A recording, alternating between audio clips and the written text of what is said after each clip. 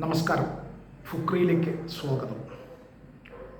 അങ്ങനെ Lionel Messi അർജന്റീനൻ മണ്ണിലെ തൻ്റെ അവസാനത്തെ കളി കളിക്കാൻ ഒരുങ്ങുകയാണ്.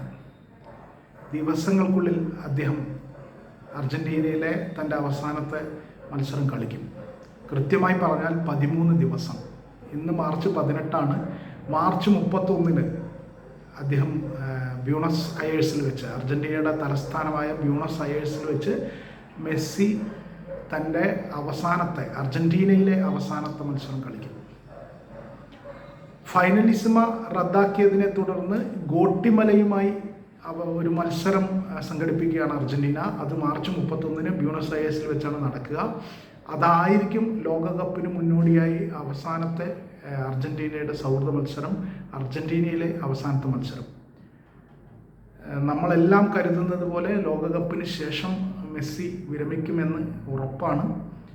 ഇപ്പോൾ തന്നെ ലോകകപ്പ് കളിക്കുമോ എന്ന് പോലും അദ്ദേഹം ഔദ്യോഗികമായി പ്രഖ്യാപിച്ചിട്ടില്ല. പക്ഷേ ലോകകപ്പ് കളിക്കും എന്ന് തന്നെയാണ് 99% മെസ്സി ലോകകപ്പിനുണ്ടാകും.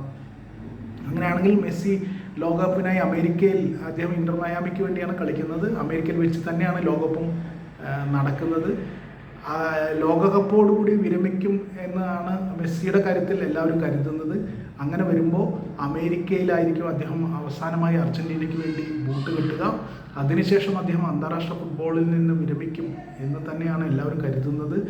അങ്ങനെ വരുമ്പോൾ അർജന്റീനയിലെ അവസാനത്തെ മത്സരം മാർച്ച് 31 ഗോട്ടിമാലയുമായിട്ടാണ് മെസ്സിയുടേതായിട്ടുണ്ടാവുക.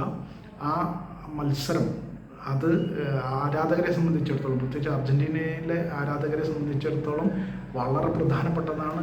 മറ്റൊന്നുകൊണ്ടുമല്ല, അവരുടെ പ്രിയപ്പെട്ട താരം അർജന്റീനയിലെ ഇക്കാലം അത്രയും ഏത് രാജ്യത്തിന് വേണ്ടിയാണോ അദ്ദേഹം കളിച്ചത്, ആ രാജ്യത്ത് അവസാന മത്സരമായിരിക്കും അദ്ദേഹത്തിൻ്റെത്. അതുകൊണ്ട് തന്നെ ആരാധകർ ഏറെ പ്രിയപ്പെട്ട മത്സരമായിരിക്കും അത്. ആ മത്സരത്തിന് വേണ്ടി അർജന്റീനയിലെ മാത്രമല്ല, ലോകത്തെമ്പാടുമുള്ള ആരാധകർ കാത്തിരിക്കുകയാണ്.